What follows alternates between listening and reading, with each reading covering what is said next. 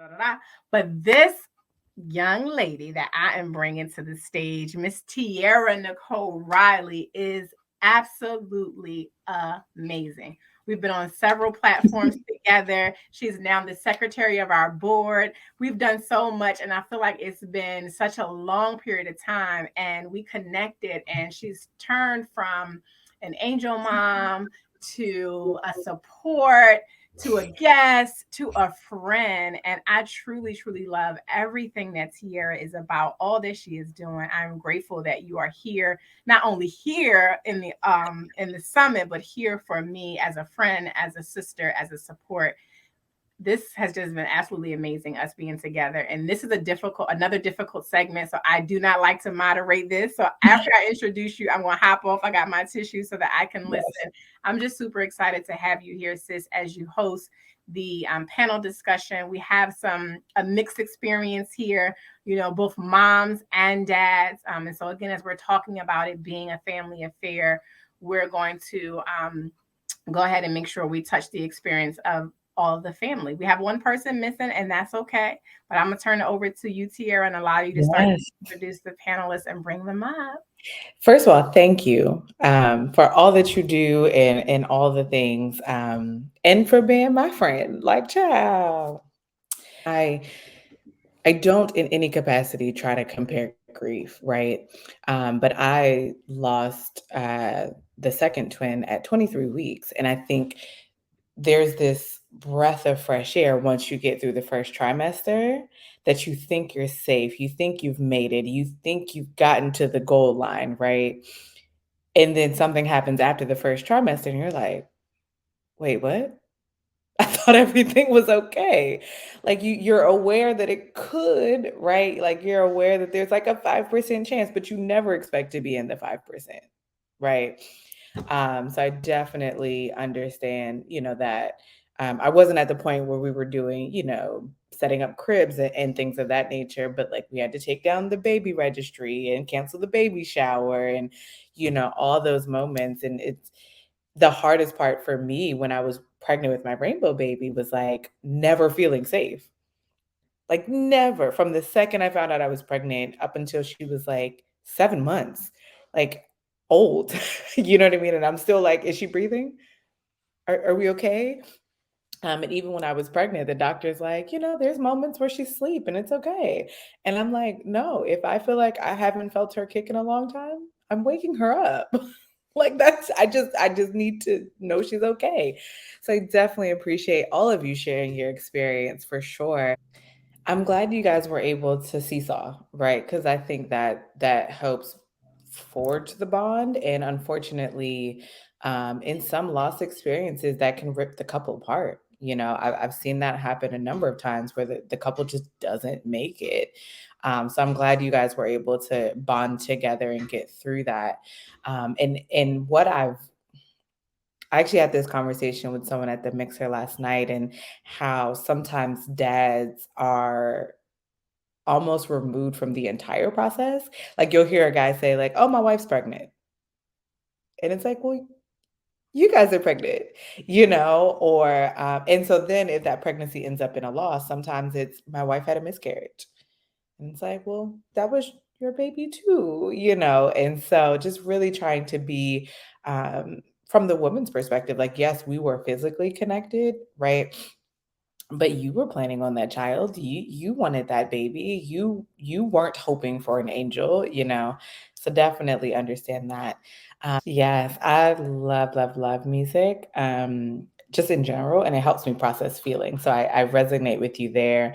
And for me, and I'll just share my coping skills just because as many as we can get out there is helpful, right? But one was music, and I actually created a grief playlist dedicated to my twins. And I would actually trigger the tears, like when I was like driving to work or commuting or in all the things, like just triggering the tears. I will co-sign on the therapy. That was hands down, it saved my life. Literally saved my life. And then writing is very therapeutic for me as well. Baby, when you said about words, that's how I felt about energy. I felt like although I wholeheartedly, without a shadow of a doubt, wanted my twins to make it, there were several people very close to me whose energy wasn't in that direction, including their father. And so after, the losses happened, I was angry. I was angry at a lot of people, including God.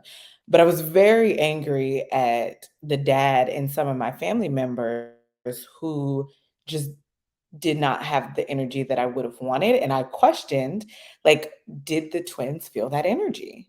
You know what I mean? Like, did they feel that energy? And so when I was pregnant with my daughter, I specifically did not tell a lot of people because if you didn't respond the way I would have wanted you to respond to the twins, I didn't want to risk it again.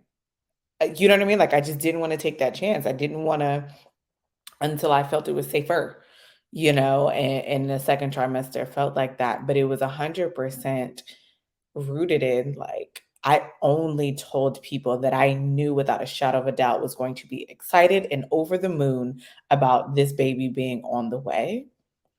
And if I questioned it in any way, I didn't say anything. I just didn't say anything. And some of my family felt offended that I didn't tell them I was pregnant until I was super pregnant. And I'm like, well,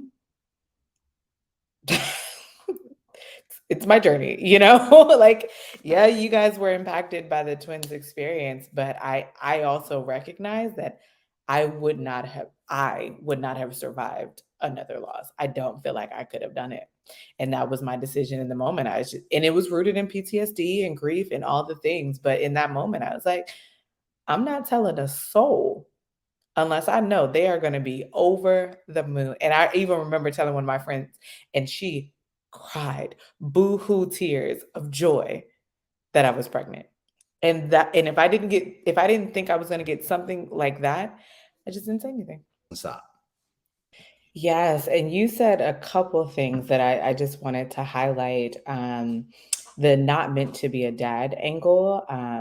I do remember the twins' dad mentioning that to me and feeling like, well, God just doesn't want me to be a dad, because his previous partner had had miscarriages, or abortions without really having a full conversation together. And then mine, it resulted in him losing two children and all the things. And it broke my heart. But I was so deep in my grief in the moment. I'm like, I don't know what to do with that. I don't. We're not together. I got to do what I need to do. And I think all of us can relate to the more open we are with our story, the more we give others permission to be open with their stories. And I think, Myleria, you mentioned this a little bit about how you weren't really able to process yours because you were so busy helping other people process theirs. And I hate that that was your experience. And I'm sorry that you didn't have space for your own grief. Um, but I hope that you feel that it helped process it a little bit by knowing that your story helped someone else. And I've had that experience. And um, when we were talking earlier about our insensitive comments, aren't you over it by now? Is one of the most insensitive things I can imagine. One of the most difficult griefs to grieve is the loss of a parent and the loss of a child. When that parent-child relationship is broken by death, I think it takes you out. It takes you out in a very unique way. So if you haven't experienced that particular loss, it's really hard for you to say, "Aren't you over it?" Like, no, I'll never be over it. Like, I'll never fully be over it, right? And then the last thing you mentioned that I think is very important, is to help people understand that there's a luxury that comes with feeling that when a woman is pregnant, it's her choice whether or not that baby will come to term. When in reality, that choice can be taken. You can choose that you want the baby and still not have it, So that's definitely a luxury, and it's like, I'm glad you don't have the PTSD that I have, right?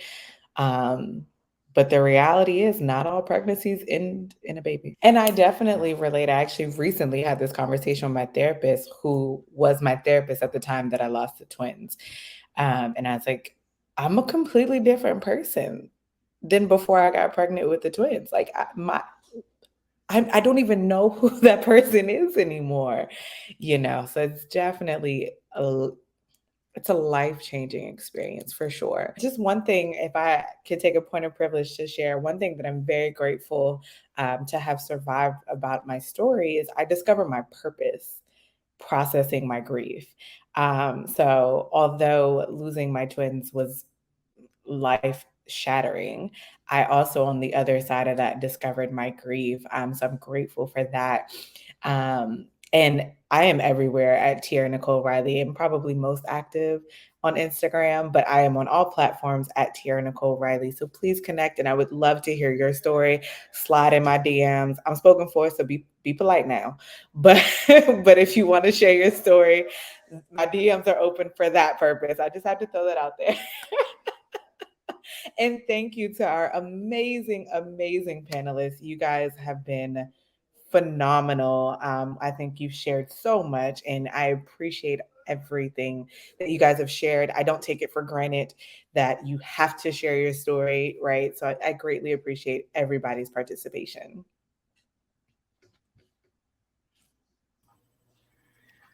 Woo, woo.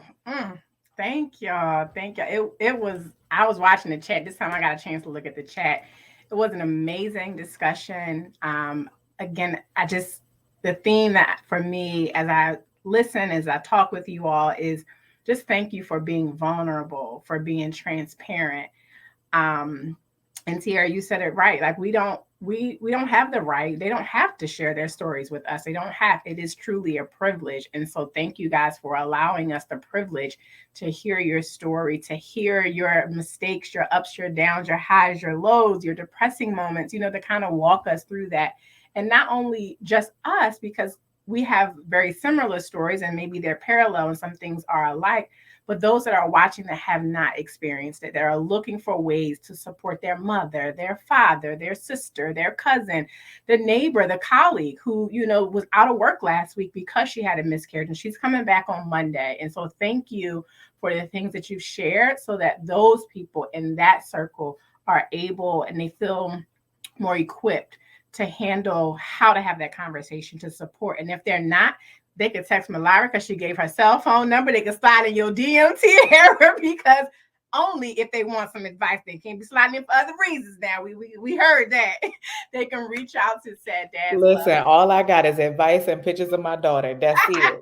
That's it. That's it. And it's on record, so don't try. Okay? But I just appreciate you guys. Thank you all so much.